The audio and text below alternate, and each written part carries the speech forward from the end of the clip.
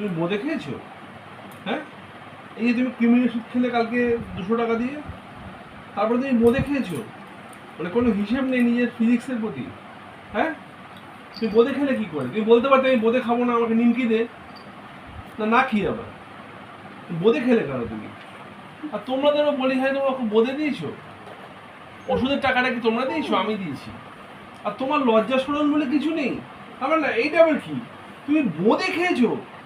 তুমি যাই করো, খুন করো, মাপ করো, তুমি বোঁদে খেলে কি করে? খুন করলো মাপ করতাম, তুমি বোঁদে খেলে কি করে বলো? Answer to my question. তুমি বোঁদে খেলে কি করে বলো? বলো কেন বোঁদে খেলে?